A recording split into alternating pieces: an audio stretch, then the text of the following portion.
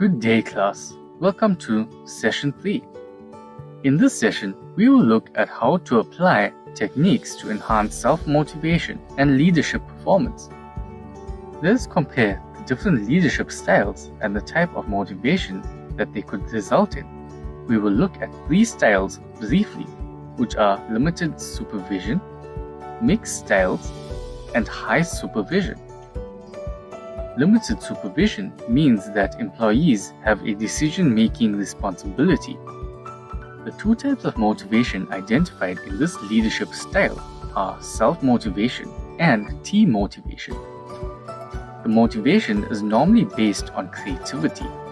The personality types identified in employees with limited supervision included being a leader of ideas or people, being independent, they are achievers, thrive on change, and they are very efficient. Mixed style is a combination of both limited supervision and high-level supervision. The 3 types of motivation identified in this category are goal-motivated, reward-motivated, or recognition-motivated. The motivation is based on either opportunity, materialism, or social status. The personality type and the efficiency depends on the leader's skills and the work environment he's created. High-level supervision means that the employees are commanded and controlled. The employees are either peer-motivated, authority-motivated, threat or fear motivated. Their motivation is based on the wishing to be like others, to follow policies, or to react to force. The personality types for this category include being status quo, depending and resistant to change, which results in a low level of efficiency. Visionaries do not accept authority-controlled environments. They find a way to escape if trapped. In a team-motivated environment, dependency types will become inspired and strive to be acceptable with independent thinking co-workers. Let us move on to the outline plan to enhance self-motivation.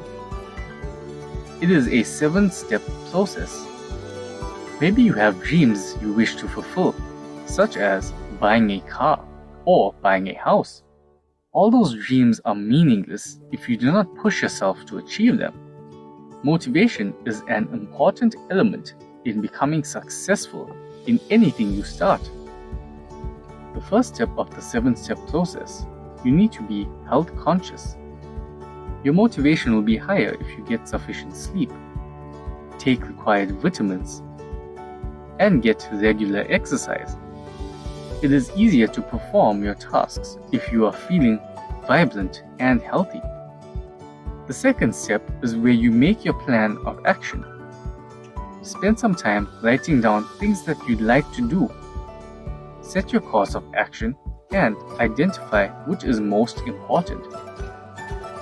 The third step is practicing the 15-minute time rule. Give yourself a 15-minute time limit with a timer.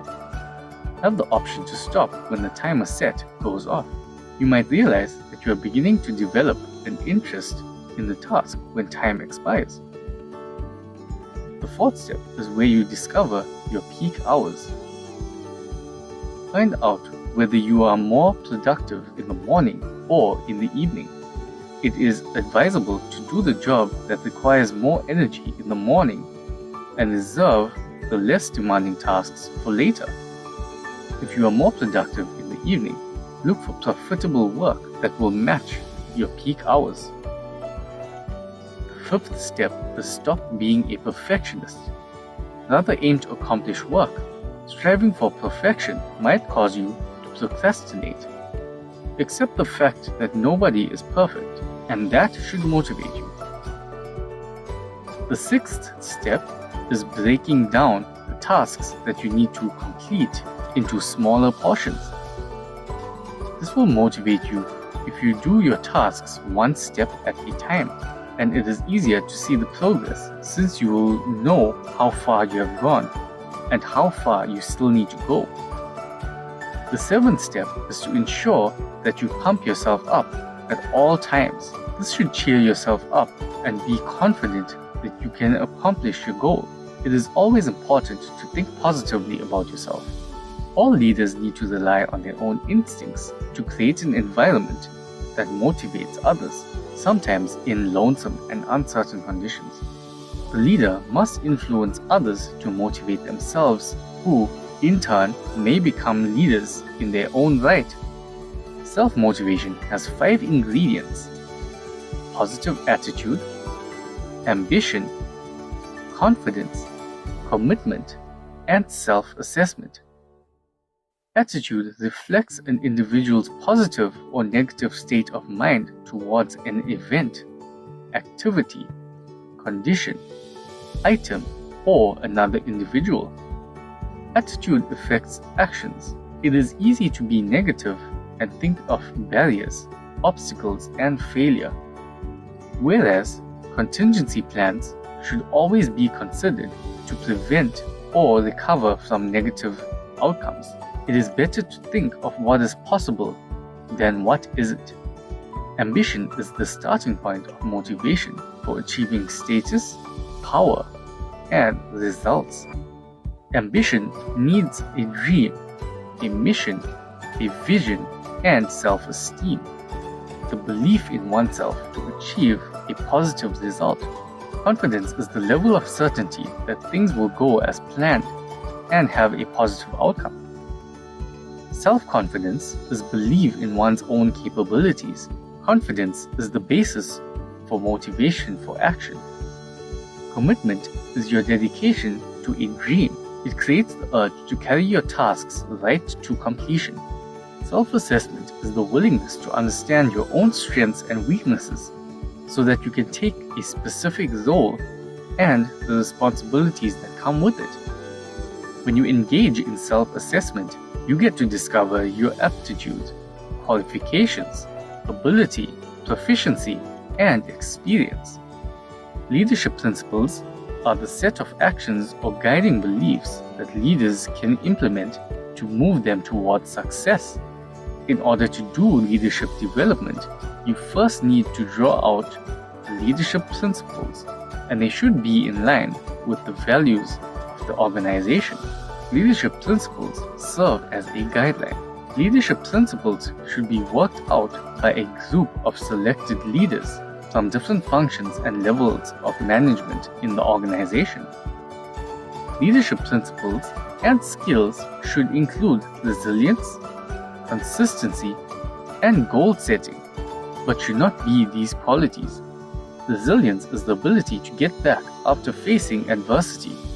When faced with a challenge, leaders need flexibility and persistence to continue to work towards their goals. An ability to look at adversity and setback as challenges and opportunities for growth is resilience. Resilient leaders maintain focus on their overall goals and purpose, finding new ways to accomplish their outcomes. When facing adversity, resilient leaders accept change gracefully, recognizing the need to adapt plans as necessary. People don't know what to expect from organizations chasing whatever they can make money on, because it speaks of insecurity and desperation, which is why consistency is a factor. Leadership consistency is not about having the board meeting at the same time every week like clockwork. It is not about using the same marketing strategies. Customers look for consistency, whether in restaurant services or leadership styles and expectations. The consistency during the rough times, the slow business times, and the crunch of deadlines. are what defines consistent leaders. The ability to stay the course, on track, and maintaining a solid vision forward demonstrates leadership confidence and control. A leader thinking skills can be considered directional skills because they set the direction for your organization. Goal setting determines your vision, purpose, and defines your goal. You find vision by reaching for any available reason to change, grow, and improve.